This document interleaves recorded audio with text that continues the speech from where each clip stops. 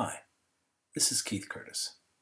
Today I'm going to show you a technique that I have developed recently for painting mountains on a fantasy map. Now usually this is a very time-consuming process and I've never really been satisfied with any of the techniques I've used in the past. This is a technique I've recently come up with based upon the rubber stamp tool. Now a lot of people have used the rubber stamp tool basically to copy something from one part of an image to another. For instance, I can click on the forest layer here, and I can copy by setting the, let's make that a little bit larger. I can set the source right here, and then I can duplicate that elsewhere in the drawing, like so. And that's good. I can easily paint large sections of forest this way. And if I vary up the origin point, I can disguise the fact that I am essentially copying the same bits of forest over and over again. But that's just a quick demonstration of the rubber stamp tool, or technically the clone tool. I'm going to show you how to use it to do some mountains. So I've got a map here and I've got lots of textures and everything all built in. But what I'm going to do is I'm going to use a separate document that I have set up called my mountain palette. This is called Mountain Palette Small. I have 3 different sizes. We're going to be painting with small mountains today. And you'll see I've got kind of a grid structure set up here. I've got these dark lines which divided up into 5 sections, and then I've got these red lines which I'm going to use as kind of a target. So I'm going to uncover the mountain layer. Now these are mountains I've already painted using traditional methods, just using the brush tools and the smear tools and things like that to get them to where I think are realistic looking mountains. Now what I'm going to show you today is that the clone palette has up to 5 sources that you can choose to be the source that you are cloning from. And I have got these set up on hotkeys so that I can quickly switch between them. I'm going to click on this manually just so you can see what I'm doing. And I'm going to go over here and I'm going to hold the Option key down. That's the Alt key on your Windows PC. And I am going to click here to set the source for Clone Source 1. I'm going to change it to Clone Source 2, and I'm going to click here, Clone Source 3, get my 3rd mountain, Clone Source 4, get my 4th mountain, and Clone Source 5, I'm going to get this smaller or slightly squatter mountain. Now I have got each one set up on a hotkey, and I can click into here. And let's go to Clone Source 1, and you can see that I can paint. Oops, let's get off the forest layer. Get onto the mountain layer. I'm going to click over here, and you can see that I can quickly paint mountain number 1. I can change to Clone Source 2 and paint mountain number 2. Clone Source 3, paint mountain number 3. Now you'll notice I'm painting from top to bottom, because each mountain is going to obscure the mountain in back of it, so I've got to paint downwards. Clone Source 4, set up the 4th mountain, and Clone Source 5, set up the 5th mountain. Now, like I said, I have this on hotkeys, so I can switch very quickly. So I can go mountain 1,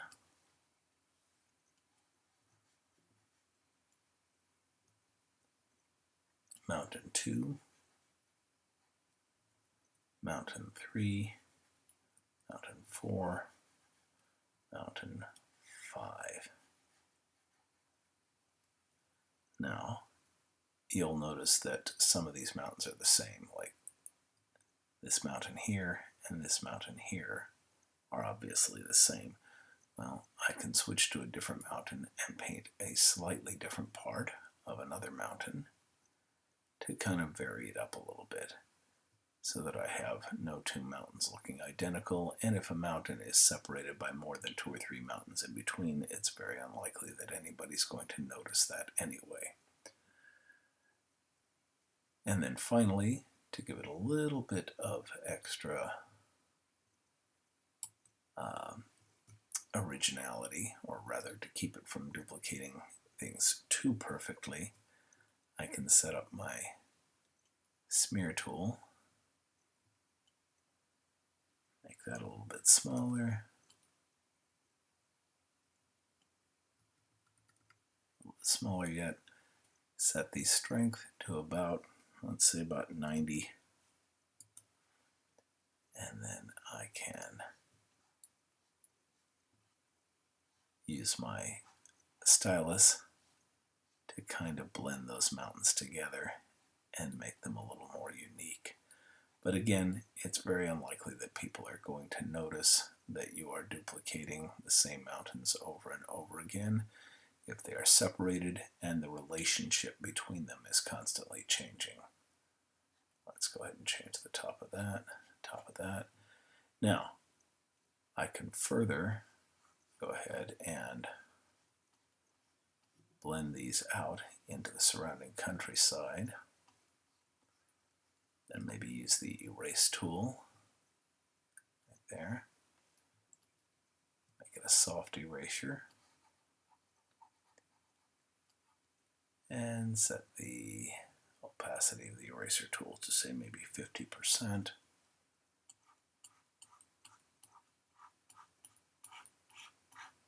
And then go back to my smear tool. Make the smear tool smooth edged. And I can blend those out. Now the blending can take a little bit of time to make it look just right. And I can do things like I can vary the background of this grass texture. I can give it a grayer texture to let that blend in. But what I'm going to do right here is I'm going to demonstrate the utility of this. I'm going to go back to my mountain palette. Underneath the mountains, I have several different hill layers. I'm going to choose some, just my standard hills. Now, I could go back and reset the origin points, but what I'm going to do is with my clone tool, once again,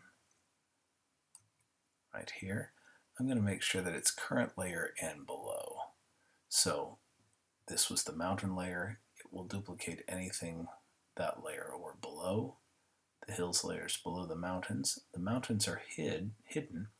Only the hills are showing, the grid layers above, so it is going to clone from the hill layer. And just to make sure those appear behind the mountains, I'm going to go down to my hill palette, or my hill layer, and I'm going to paint on that layer. And I'm going to paint with origin point 3, and that didn't work.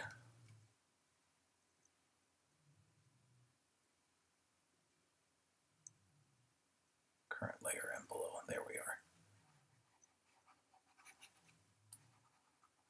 Now I'm going to, you notice the hills are not painting over the mountains, only under the mountains. So I can blend these in, and the mountains will blend into the surrounding landscape much more realistically. Let's zoom out a bit.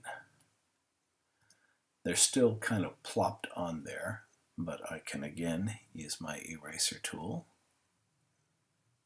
make it a little bit larger, and maybe reduce the opacity even more. Say take it down to about 30%, 31, and I can use that to soften the transition between the grass and the mountains. Now I'll do other things beyond this to help it blend in. I will change the color of that grass texture where it meets the hills. I could also go back to my hill palette or my mountain palette, and I could hide the hills and use some green hills. Again, I do not have to